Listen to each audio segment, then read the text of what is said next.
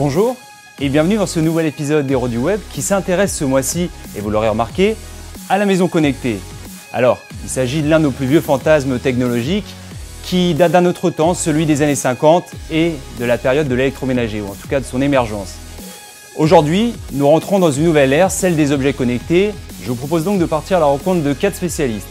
Nicolas David d'Electrolux, qui imagine les objets qui réinventeront la cuisine ou encore le salon de demain. Jean-Marc Prunet de la start-up MyFox, dont le métier est d'apporter plus de sécurité à la maison. Nous rencontrerons ensuite Frédéric Potter de la start-up Netatmo, qui a imaginé un thermostat connecté ou encore une station météo connectée. Mais pour l'heure, c'est ici, chez Philips Lighting, que nous démarrons cette émission. Nous allons rencontrer Christophe Bresson qui va nous expliquer comment son entreprise réinvente la lumière. Sans plus attendre, place à ce nouvel épisode d'Héros du Web. C'est parti.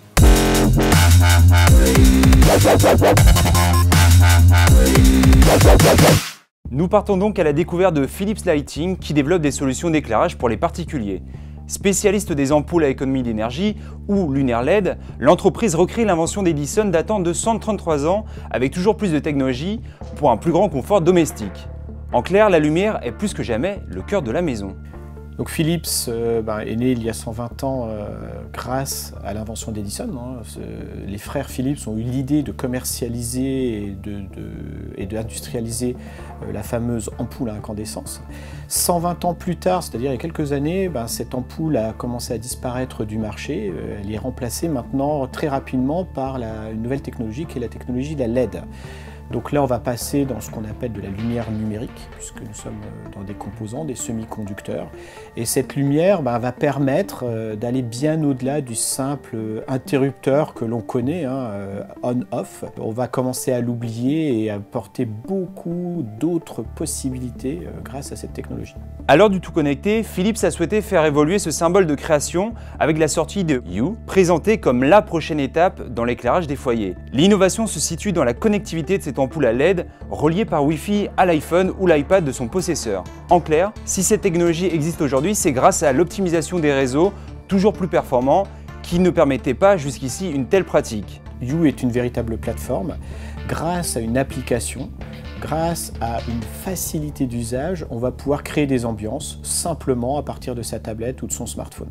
Bien plus qu'un simple gadget, cette invention rentre dans la lignée des objets connectés dont la vocation est d'améliorer notre confort domestique.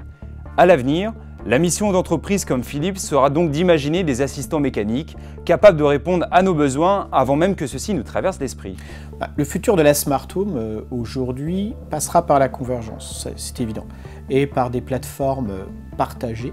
Hue en est un exemple puisqu'on utilise un protocole Zigbee, donc ouvert, que tout le monde va pouvoir utiliser, mais beaucoup plus que ça, l'applicatif est ouvert, c'est-à-dire que toute personne qui le souhaite peut télécharger le Software Development Kit ou SDK et développer ses propres applications. Le futur va passer aussi au travers de la lumière par des changements dans les fonctionnalités. On est passé d'une lumière blanche fonctionnelle, que l'on a connue jusqu'à aujourd'hui, à une création d'ambiance, donc la lumière créatrice d'ambiance, ambiance colorée, ambiance dans les tonalités, et demain, vecteur d'information. C'est-à-dire que la lumière, comme le Li-Fi, va transmettre de l'information et on pourra, comme ici, je suis sur mon canapé, dans 2-3 ans, avec ma tablette, j'aurai une connexion Internet directement au travers du faisceau lumineux et je vais pouvoir me connecter sans ondes additionnelles. L'émission se poursuit maintenant chez Electrolux. Cette entreprise est centenaire et pourtant, elle a su se réinventer à l'heure des objets connectés. Alors, de son fameux concours d'inventeurs à ses projets internes, l'entreprise imagine le futur du consommateur connecté. Comme moi, vous êtes certainement soucieux de découvrir l'ensemble de ces projets. C'est pourquoi je vous propose de partir à la rencontre de Nicolas David. C'est parti. Ces technologies sont fondamentales dans nos activités de R&D parce que pour nous, ça représente un changement majeur dans la façon de travailler. Au lieu de développer nos produits tout seul, ça implique de travailler avec des partenaires de ces différents domaines d'activité. Bien sûr des réseaux télécoms, mais aussi les réseaux d'énergie ou les acteurs du cloud. Bien entendu, ça suppose d'avoir une certaine interopérabilité. De ce fait, on est engagé dans tout un tas de projets pilotes de par le monde. Alors en Europe, on a des projets en Suède comme ActiveHouse, on a des projets au sein d'Energy Atom. Mais ça, c'est la technologie. Ce qui nous tient à cœur, c'est au-delà de la technologie qui doit rester transparente à la fin, le bénéfice qu'en retirera l'utilisateur final, l'usage du produit plus que la technologie. L'innovation technologique avance à une allure phénoménale. Rester en pointe demande donc plus d'investissement que jamais. Pour occuper un rôle de précurseur et devancer les attentes, Electrolux a lancé il y a 15 ans Design Lab, un concours de design global annuel ouvert aux étudiants et jeunes diplômés. Il permet ainsi à ces jeunes talents de présenter leurs idées innovantes d'appareils électroménagers du futur. Alors, le Design Lab, c'est une belle aventure. Vous l'avez dit, c'est un concours ouvert aux designers du monde entier, jeunes étudiants. Cette année, c'était donc un jeune Colombien, Adrian Pérez, qui a proposé un concept appelé MAB, qui est un ensemble de mini-robots volants permettant d'aller nettoyer votre maison avant de revenir à sa base. Nanorobots, murs extensibles ou encore hologrammes, ces inventions all-in futuristes débarqueront plus vite que l'on ne peut l'imaginer dans nos maisons. En attendant, Electrolux profite de sa force de frappe pour influencer le secteur et poursuit le développement de son idéal de maison intelligente. La maison connectée ouvre de nombreuses perspectives dans l'avenir. Certaines sont déjà connues et pourraient arriver assez rapidement sur le marché. Ça peut aller de la maintenance des appareils qui peut être meilleure, ça peut être des perspectives en termes de services complémentaires. Vous pourriez télécharger un programme de lavage qui vous plaît plus que celui que vous avez sur votre machine à laver. La beauté de la maison connectée, c'est surtout que c'est un océan qui reste à explorer. C'est-à-dire que de nombreuses solutions, finalement, on ne les a pas encore imaginées et ça fait intervenir de nombreux acteurs avec lesquels on n'est pas forcément habitué à travailler. Ça va de l'assurance à l'assistance des personnes âgées, à de nombreux domaines inexplorés. Notre émission se poursuit maintenant chez MyFox, une start-up toulousaine précurseur dans les alarmes connectées, avec de premières expérimentations datant de 4 ans. Son fondateur, Jean-Marc Prunet, nous explique l'émergence d'un secteur en pleine croissance sur lequel il s'est très vite positionné. Lorsqu'on a été un peu précurseur des objets connectés avec la première centrale d'alarme connectée en 2009, on était porté par 2 convictions. La première, c'était que le smartphone allait changer le rapport qu'on avait avec la maison, parce que toutes les applications de la maison allaient devenir beaucoup plus faciles, beaucoup plus utiles au quotidien, beaucoup plus ludiques, et donc que des produits comme l'alarme, comme la domotique, allaient pouvoir devenir enfin des produits de masse. La deuxième, c'était que dans cette maison connectée, la sécurité était une application qui était particulièrement facile à comprendre, pour lesquelles les gens étaient prêts à payer. Et il se trouve que ça tombe bien puisque c'était notre métier d'origine, où nous avions des atouts pour nous imposer dans ce marché où personne ne nous attendait. Vous l'aurez remarqué, la perception de la maison connectée de nos spécialistes n'a rien d'un scénario de science-fiction. MyFox ambitionne à ce titre de changer la vie des gens sans changer leurs habitudes. Plus de fun et de simplicité, tels sont les apports de ces produits. La maison connectée est souvent construite sur un fantasme qui viendrait révolutionner votre vie, votre maison. Et en fait, le consommateur, il veut pas ça. Il veut pas que vous révolutionnez sa vie, il ne veut pas que vous révolutionnez sa maison. Il veut juste que sa vie soit plus simple, plus facile, plus ludique. Face à autant de design et de créativité, on en oublierait presque le moteur de la maison connectée, c'est-à-dire les réseaux. C'est cette révolution de l'Internet et du mobile qui permet aujourd'hui à des acteurs comme MyFox d'initier de nouvelles pratiques jusqu'ici impensables. En fait, aujourd'hui, la maison connectée, son développement est freiné par tous les silos qui ont été construits depuis des années entre les différents protocoles, les différents moyens de communication, les différentes marques, les différents réseaux de distribution, les différentes façons de l'installer. Et derrière ça, il y a une problématique assez complexe avec beaucoup d'initiatives qui est la convergence, l'interopérabilité dans la maison connectée. En fait, les standards pour ça, ils existent et ils sont doubles. Il y en a un, c'est le smartphone, parce qu'il crée de la convergence entre les différents usages et c'est évidemment le standard que le consommateur a d'ores et déjà plébiscité.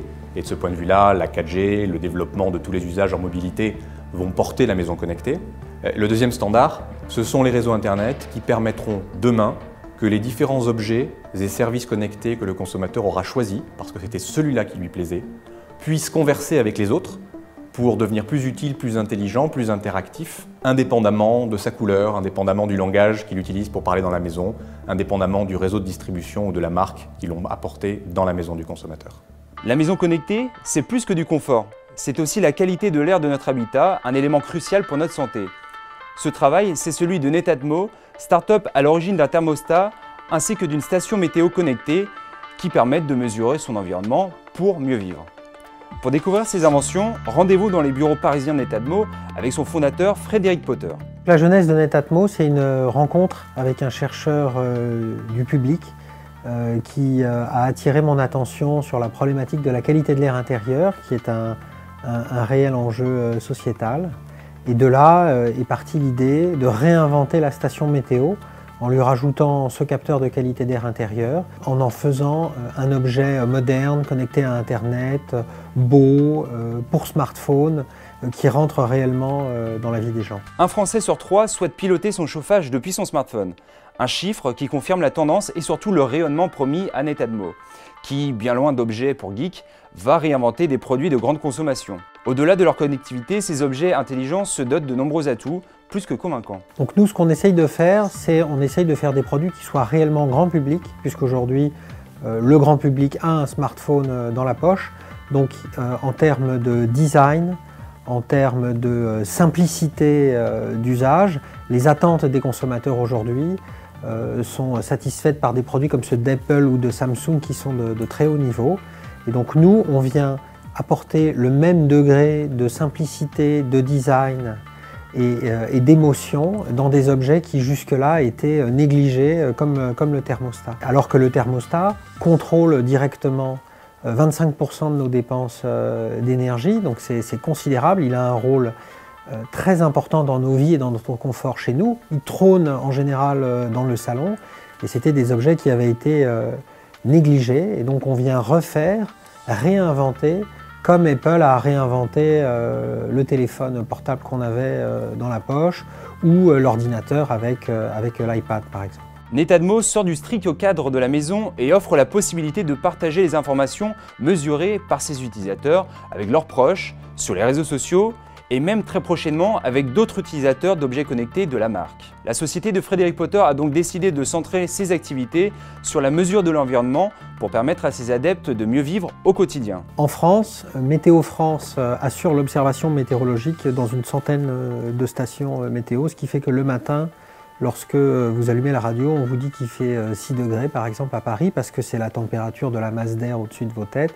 Et quand vous sortez dans la rue, il fait 9 parce qu'évidemment à Paris, avec les canyons que forment les rues, la température est différente. Et donc on a constitué ce réseau de stations météo dont nos utilisateurs peuvent décider de rendre public les données et qui est accessible sur notre carte météo mondiale.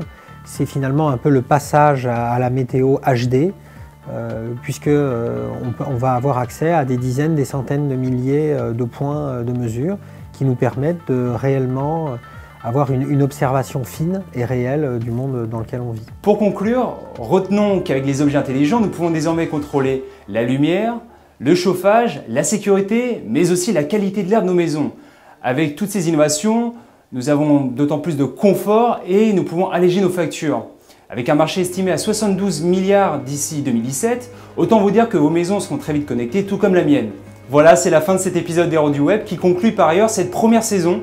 Alors j'espère que ça vous a plu, surtout n'hésitez pas à nous envoyer vos impressions sur les réseaux sociaux.